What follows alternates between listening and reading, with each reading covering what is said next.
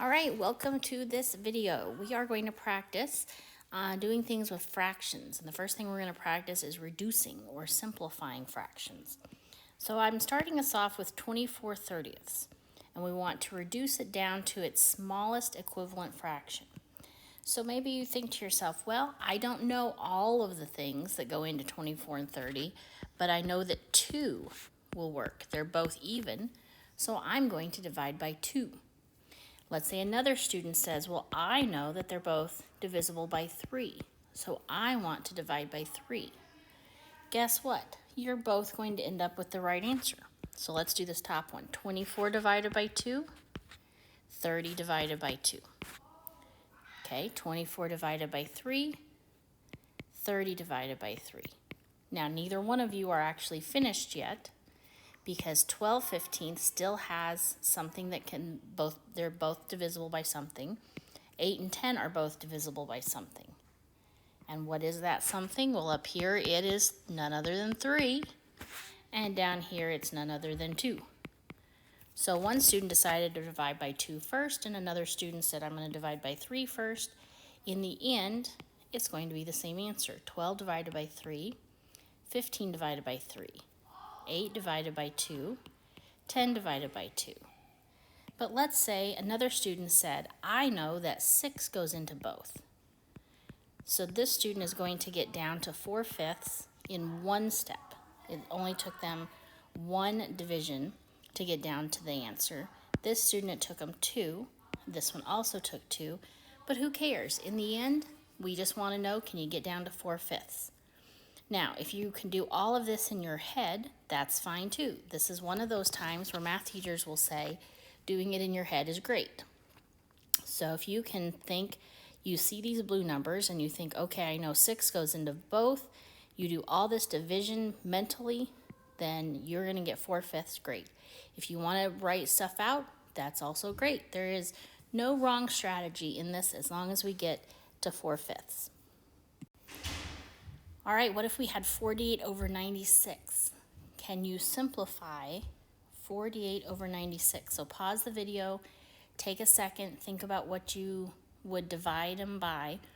And maybe you can divide them in one step. Maybe you're going to divide them in 2 steps, or it might take 4 steps. But what is the final answer going to be?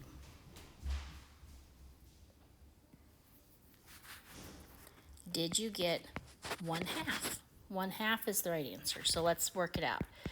48 over 96, I can divide both of them by 48. Now, that might not have jumped in your brain first, so let's try again. 48 and 96. Maybe the first thing that jumped in your brain is 2. They're both even. Let's go with 2. That would be 24 on top, and it would be 48 on bottom. Now, at this point, maybe you say, I'm going to try 2, I'm going to try 12, or maybe you see that 24 can go into both. But let's say you just went with 2 again. Then the top would be 12, and the bottom would be 24. Maybe now, at this point, you can say 1/2, 12 over 24. As long as you get to 1/2, you can do the work. The strategy can be whatever strategy you like. Maybe you divide it by 3, or you divide it by 6, or you divide it by 12. Or you can just simply divide by 2, because sometimes that's the easiest to do mentally. All right, these are 5 questions that you're going to do by yourself. You are going to see a window pop up, and you'll be able to type in your answer. When you type in an answer onto Edpuzzle, you have to do, like in that last example, 1/2. You can't make it look like 1/2 written up and down. So you're going to write it as 1/2. And that slash is on the same key on the keyboard as the question mark. It's a question mark slash. It's kind of down by the period also. So you're going to write your fractions sideways with this in the middle. When it really means this, you're going to type in that. All right, good luck.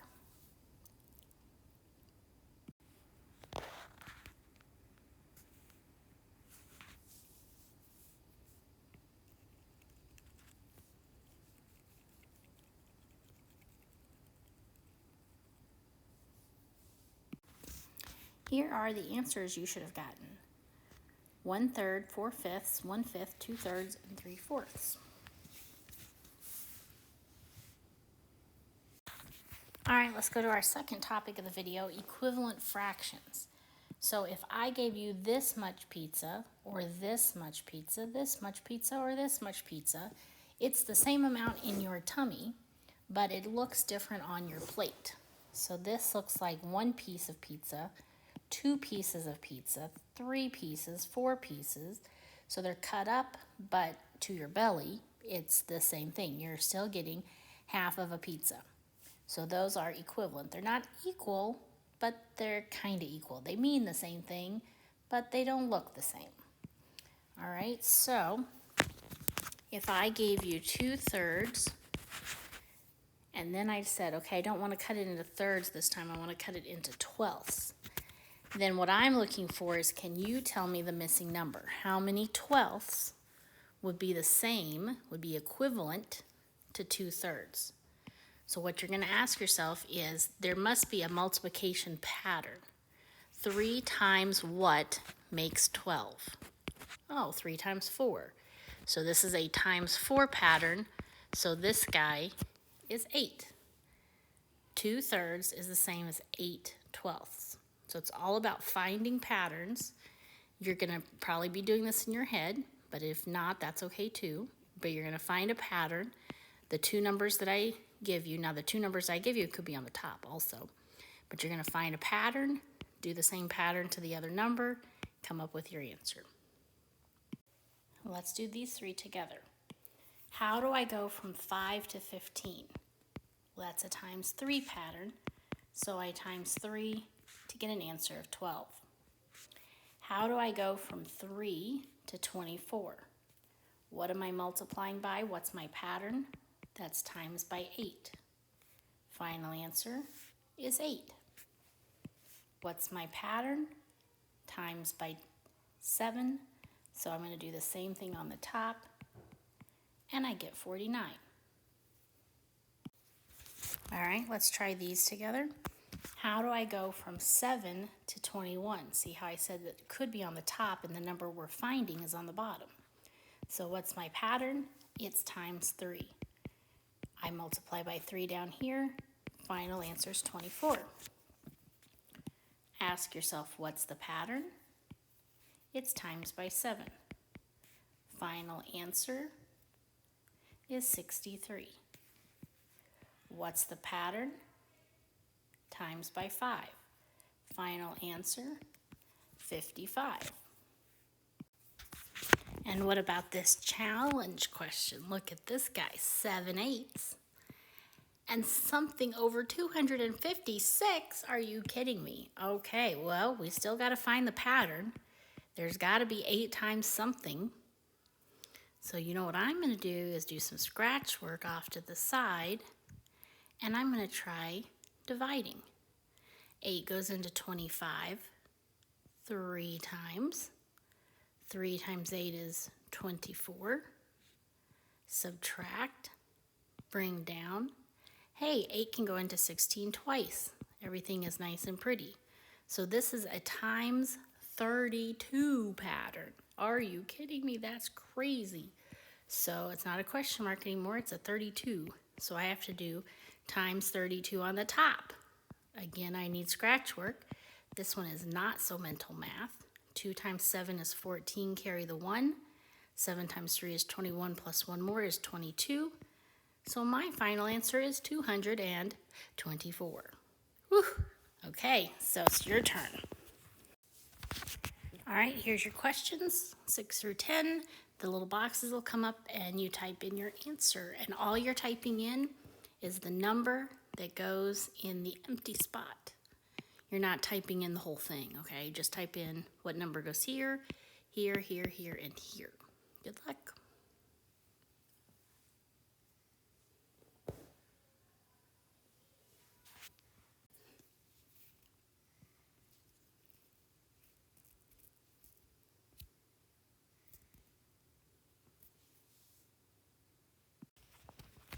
All right, the answers you should have gotten are 32, because that's a times by 8 pattern, 45, that's a times by 5 pattern.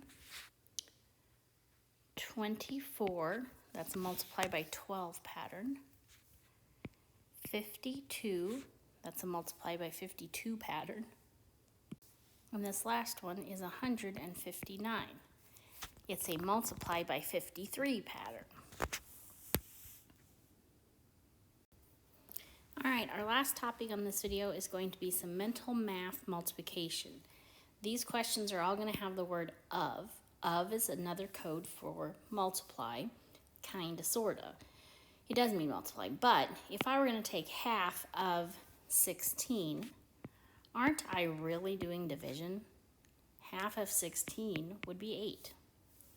Half of 24 would be 12. Half of 40 would be 20. It's kind of division. Although it is multiplication, it's not really multiplication. Okay, what if I didn't do halves? What if I did thirds? Well, there's only certain numbers that are going to be nice and pretty. I could do a third of 6, but I can't really do a third of 7 or 8. Because, well, I mean, I can. They're just not going to be pretty. But if I'm doing mental math and I want pretty numbers, a third of 6 would be nice and pretty. Because how many 3s are in 6? 2. What would be another one I could do a third of? Well, I could do a third of 9, because that's a nice, pretty division problem. There's no remainders or anything. So the answer to that would be 3. I could say a third of 21, because that's nice and pretty. 21 divided by 3 is 7. So sometimes there's only going to be certain numbers that are going to be easy to do in our heads with no remainders. Okay, what if I did 1/4? 1/4 of, I could take a fourth of 12, because that's a nice, pretty, shoot, I already was telling you the answer. That's a nice, pretty division question. Answer would be 3. I could take a fourth of 20. That would be 5. I could take a fourth of 40. That would be 10. Okay, what if I were doing fifths? Well, I could do a fifth of 15. I could do a fifth of 40. That would be 8. I could do a fifth of 100. Ooh, maybe mental math, maybe not. Do you know how many 5s are in 100? 20. All right, I'm going to write the answers slowly, but I would like you to be thinking about the answer before I say it. You don't have to write it down anywhere. This is not going to be a question. It'll be in a second. But okay, so here we go. 1/3 of 18 is 6. 1/5 of 35 is 7. Hopefully I'm not going too fast for you. 1/2 of 30, 15. Half of 18, that would be 9. 1/3 of 27, that would be 9. 1/4 of 44, that would be 11. 1/8 of 32, that would be 4. All right, hope you did well. All right, here are the 5 questions for you to do by yourself. Type your answers into the boxes. Good luck.